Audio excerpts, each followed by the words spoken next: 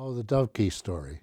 When I was just beginning to bird, learning to bird on my own, I never knew another birder, I used to come over to Stony Brook from Foxborough all the time. And one time when I came over, the place was covered with dovekies, a number of dovekies, both in the pond and on the grounds.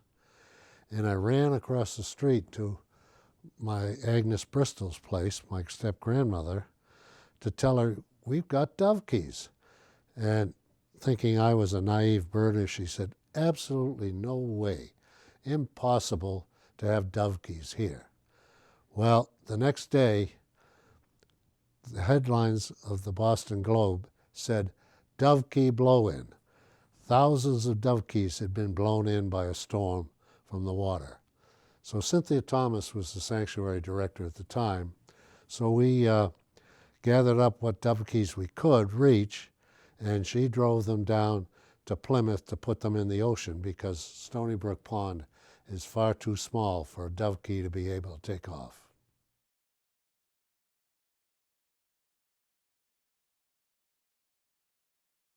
Okay. After I had a lot more experience birding, I was teaching a beginning birding course at Stony Brook. And we had two of us were doing it, Chet Hobbs and myself. I did the bird identification part using my then amateurish slides. And Chet did the section on what to wear, how to go about it, how to walk, how not to approach directly, and so forth. So we had two sessions, one session where we lectured at night, and then a session on Saturday where we went out and birded. Among the participants were Bill and Joyce Marland. And after we went out on our field trip, it was like, hey, let's get together and have a bird club. And we did. We sat down. We had no bylaws. We had no officers. We just sat down once a year and would plan a schedule, third Saturday of every month, and that was the Stony Brook Bird Club.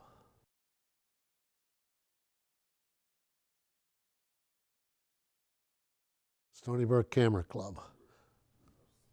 1970 was when it was founded. And Chet Hobbs, who I'd mentioned before, had me over to his house along with a friend of his who was a photographer, and we were showing each other our pictures, including bird pictures. And we had a big debate over one of my images because we called I called it a Blackburnian warbler, and my friend is saying, no, that's a Canada warbler. Well, my images were so poor in that day, I finally walked over and pointed to the Blackburnian warbler. Oh yeah, but he pointed to a Canada warbler that I'd never even seen in there. That's how good my photographs were. I think I improved over the years. But after that night, we got a hold of Cynthia Thomas. We said, hey, that's the sanctuary director, let's form a bird club. So 5 of us got together one evening and decided on a set of bylaws, 1 page long, what we could do, how we could do it, and Cynthia put it out in the Stony Brook Bulletin, and lo and behold, the first formal meeting inviting people in, we had probably 30 or 40 people show up that night, and it was great fun. And incidentally, I won the first competition. It was a popular vote with a bird.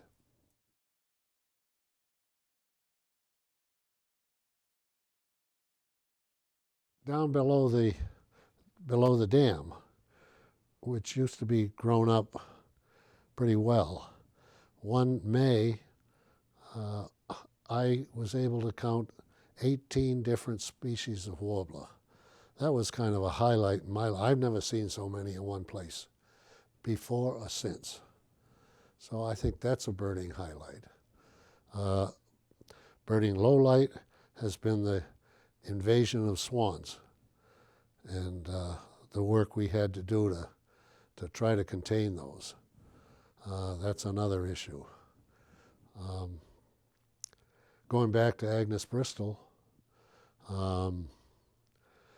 once she realized that I was not too bad a birder and was interested, and I actually had been on the board of Mass Audubon, she had property she wanted to donate, but she would call me and ask me, should I do this or shouldn't I do this? Or should I give it to Stony Brook or to Mass Audubon, or should I give it to local conservation commission? And I said, absolutely give it to Mass Audubon. That was 47 acres on the east side of the North Street and another 16 acres connecting the back pond.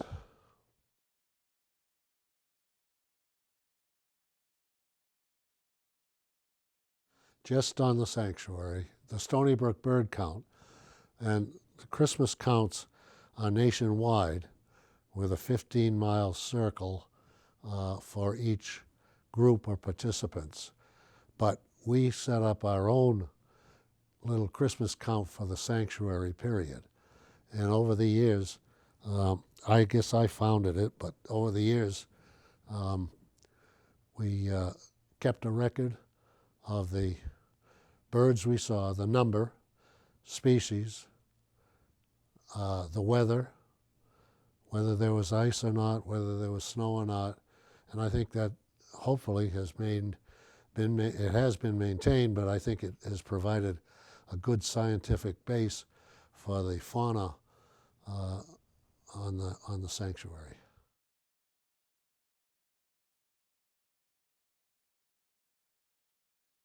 Well, Agnes Bristol had owned all of the property, both Bristol Blake, which of course she named after her husband, Bennett Bristol, and her ancestor, the Blakes.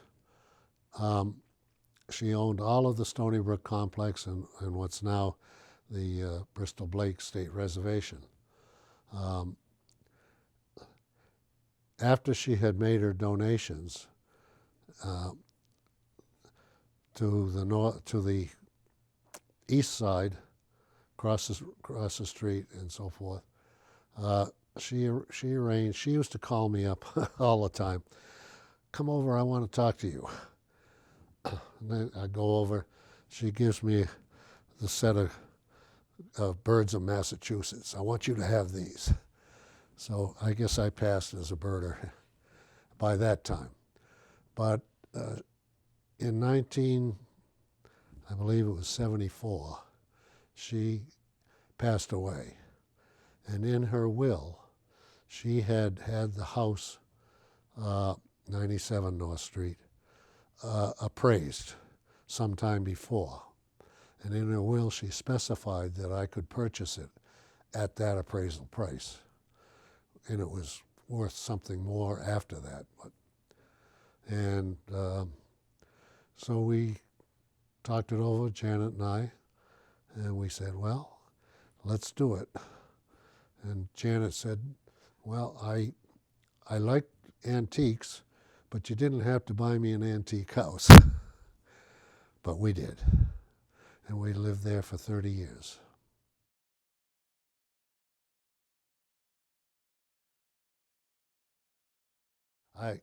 I was out on a ridge, a little promontory, climbed over a fence to get there, a stone wall. Oh. Well, the Bird Club took a number of trips, but on the Scotland trip was very outstanding for a number of reasons. Chip says, and Janet will confirm this, when I climbed over a stone wall and crawled out to photograph the wren. In Europe, there's just the wren. I was out on a ledge, and everybody swore I was going to fall into the ocean, but I didn't. But I've been known to do those things to get a good photograph.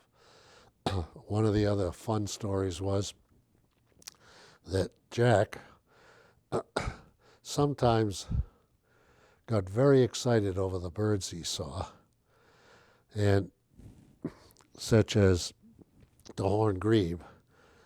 And he says, oh, a Sylvovian grebe, a Sylvovian grebe. Wow, what a bird. And I said, look at the Latin name, Jack.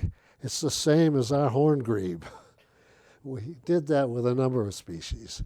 He was great fun. He was a good leader, good fun.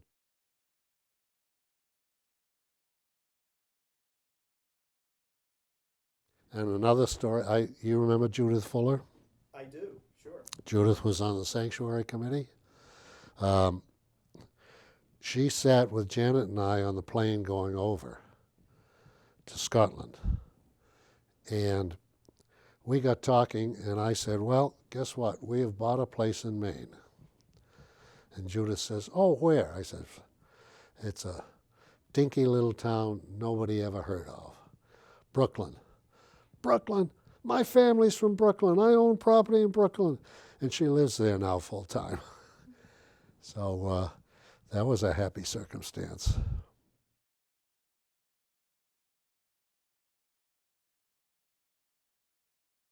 This is Agnes Bristol. She was born and brought up on 97 North Street. And she left it for a while. It came out of her hands for a while. She taught school, I believe, in Norfolk. She was always a great believer in children. And you have the sign. I do. That says, you know, no swimming or fishing except for the children of Norfolk residents was on her property.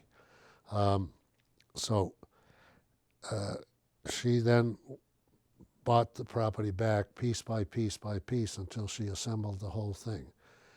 And I am not sure how much her husband, first husband, Bennett Bristol, financed that or not. I do know that they met at Stony Brook birding. He was a birder, and she was birding, and that's where they met. But he had the finances, and he, you know, on his death had set up trusts to support her.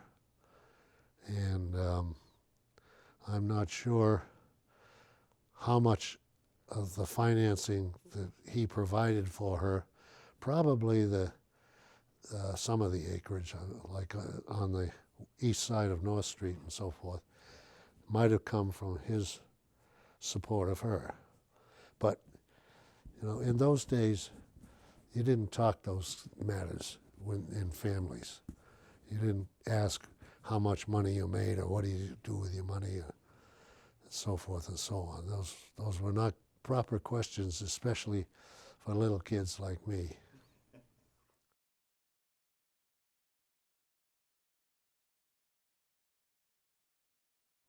What do I hope the future is for the property? That it will be well managed in light of global climate change, and the property will change. But as we said in the brochure, it has changed numerous times over the decades, 250, 60, 70 years. It's going to change more in the future. And what we need is Mass Audubon to provide the kind of leadership that can respond to that change. I don't mean fight it, I mean help the sanctuary be what it stands for with the change.